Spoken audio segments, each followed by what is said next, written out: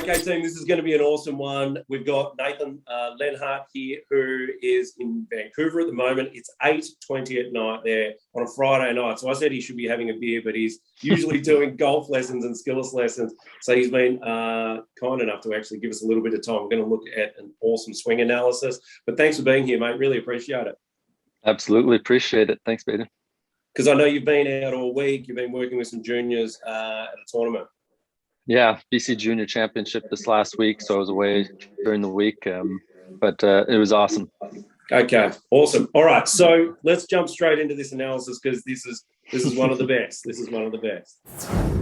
Okay, Nathan. So this is super cool. Who's this guy? Who is this student? And I mean, I think you were saying that these changes that you made in a week, but yeah, give us a rundown on who it is.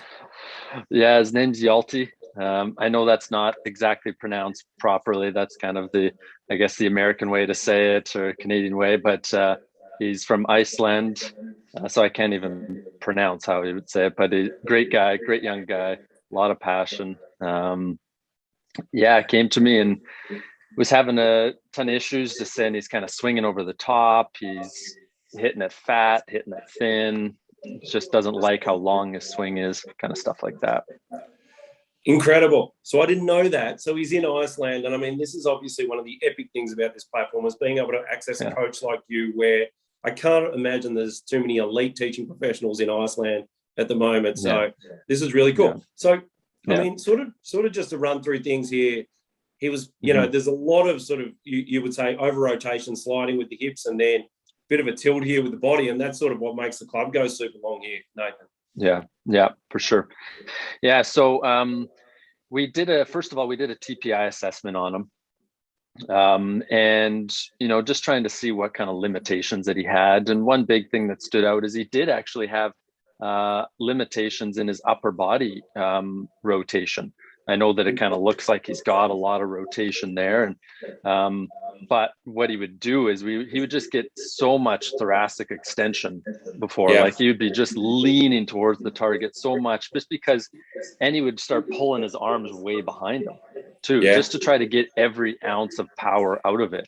And so first thing we kind of did was I wanted his feet, first of all, a little bit different. I wanted those toes kind of pointed out a little bit, because that does help with getting those hips rotated a little easier.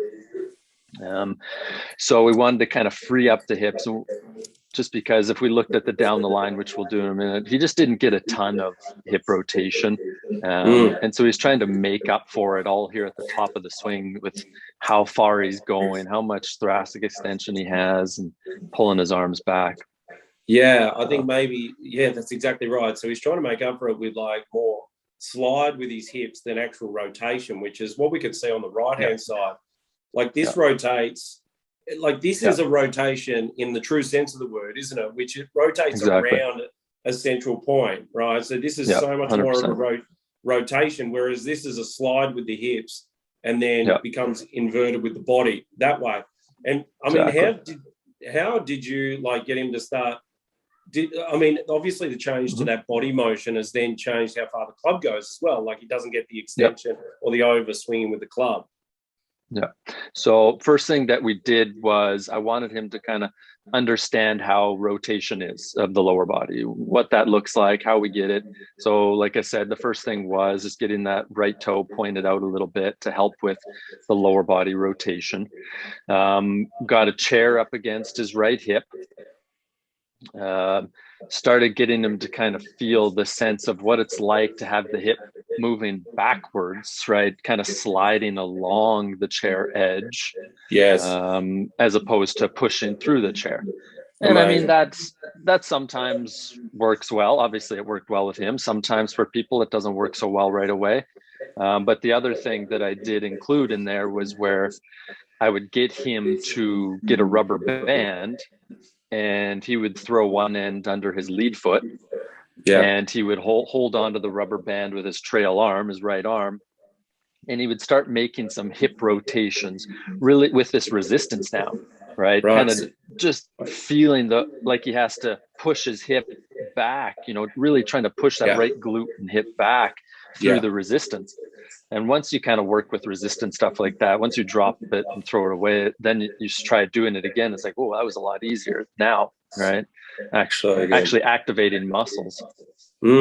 Yeah. So what that resistance did was obviously pull this side of the body, the right hip, the right shoulder, back and around behind him, rather than having something go sideways at all. Now, if we continue on with this, like, this is just such a cool fix, because clearly on the left-hand side here, this is, a classic cast, isn't it? Where, like, coming in here, he sort of, the sequence is wrong, isn't it?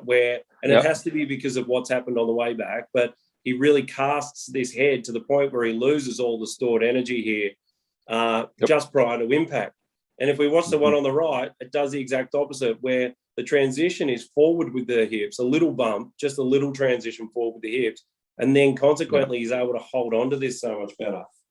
Yeah, for sure. Yeah. Yeah, no, it's exactly right. And in there, there wasn't a lot of work on that. It's just amazing. It was just trying to get a sense. And again, I got him to use some rubber tubing, and he would just have it kind of attached, I think, up in the door frame, and just have a feeling of what it's like to maintain this kind of angle in the hands here on the way down. And at the same, obviously that left hip isn't sliding as much, so we did get the chair on the left side as well. Yeah. Just so that he gets the feeling of what it's like to get that hip sliding along that left one. Wow. As he's pulling that down. It's just incredible, like, and to, continue on, like, the release pattern is so different. So he's, this is sort of a moving body, his right shoulder, everything starts to work around towards the target, and the hands are a little less passive here. Whereas this is a complete stall of the body, and it's all in the hands through here, isn't it? Sort of thing. Yeah.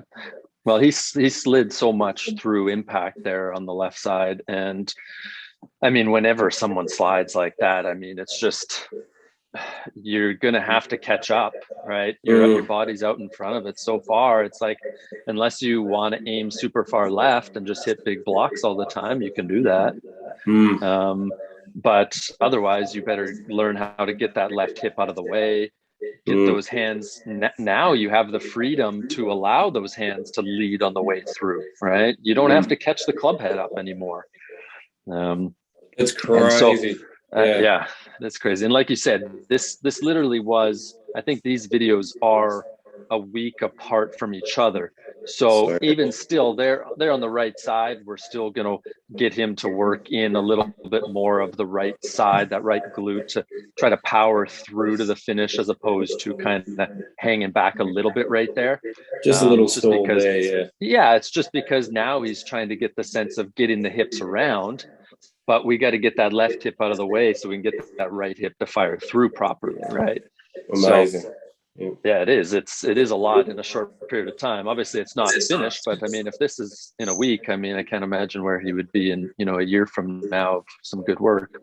Well, let's grab out the side angles as well, because I don't want to miss that opportunity, because we can then look at how all of this has then affected the arms and the club path. Okay, mate, so let's now have a look at this. This is really, really cool. So this is the thing, is that whenever you change something from the front angle, no doubt you're going to change what happens on the way back. So this is, we can see that with that change and that overextension, club goes super long here. I mean, the club was too vertical in the first place, obviously, here as well. Club goes super long, and then that's what creates this, I imagine. Yeah. Yeah, you can see at the top of the swing his club head's by his left shoulder there, behind below his left shoulder.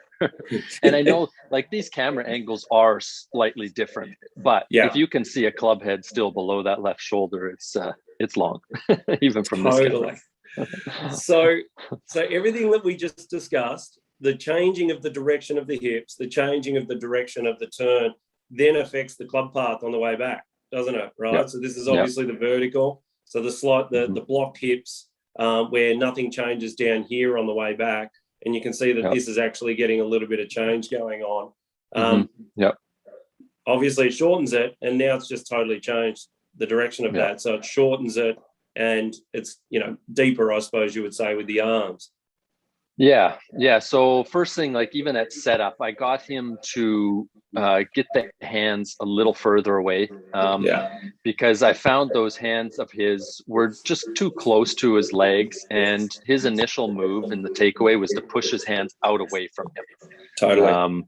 And so he would just kind of push everything out away from him, and then from there, that by itself can limit hip rotation. When you get your hands moving out, it's really hard to get your hips rotating back the other way, right?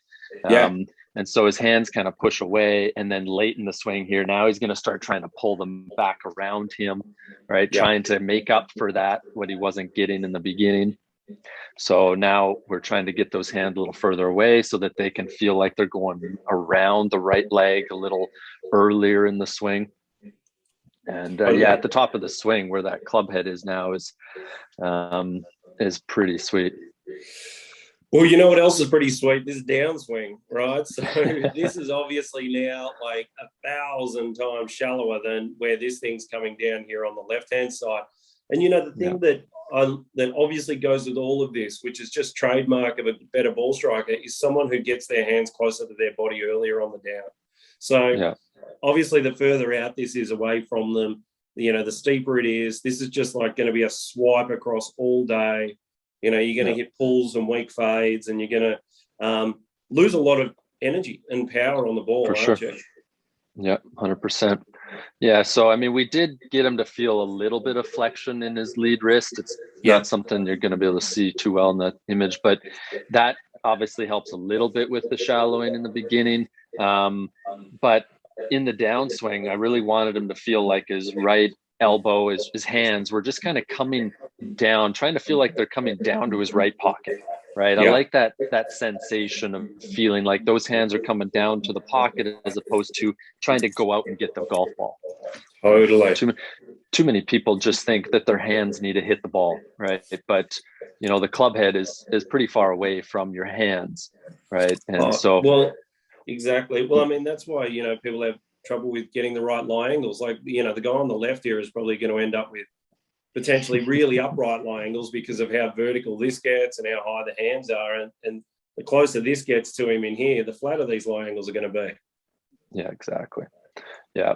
No, that path coming down is pretty sweet. I mean, I personally, I love to see a club head just above the hands at the top of the swing, just so that it's a lot easier just to bring down on a proper angle. Nice club paths for a lot of people. It's so much easier. So I mean, obviously, if we wanted to do this or that, trying to shallow the club, maybe we'll exaggerate it and try something else. But you know, for typical things, I like to see that club head just above the hands at the top. Yeah, I think it's just incredible changes. I mean, we could keep talking about like even the follow through. Like this is, you know, there's none of this. Like this is a pure hand release. This is a pure body release. Like without the hands as much. But you've just done an absolutely incredible job. Everything you've done, it's just super, super cool. It's amazing. I appreciate that, man. Thank you. Yeah, no, it's amazing. So look, you've been incredible on Skillest. You know, you actually brought yourself onto the platform. You know, usually I spend hours and hours with coaches trying to train them up and get them really good at it. And you're an elite coach. And obviously a highly intelligent guy because you brought yourself onto the platform and now you're one of the busiest coaches. It's just really, really exciting. Cool. So, Nathan, obviously people can look you up, talk to me about like your socials and stuff like that. Where can they find you? Yeah, Instagram at TDA_golf. So my academy is the Tour Development Academy. And then tdagolf.ca is my website. Amazing. Yeah. And then obviously anyone can find you on Skillest itself and learn if you're in Iceland, if you're in Greenland, you know. Exactly. If you're any land. any land that has, you know, no elite coaching, you can learn from one of the best. So, mate, thanks so much for your time. That was awesome. And let's do another one soon. Cool, man. Thank you. Appreciate it.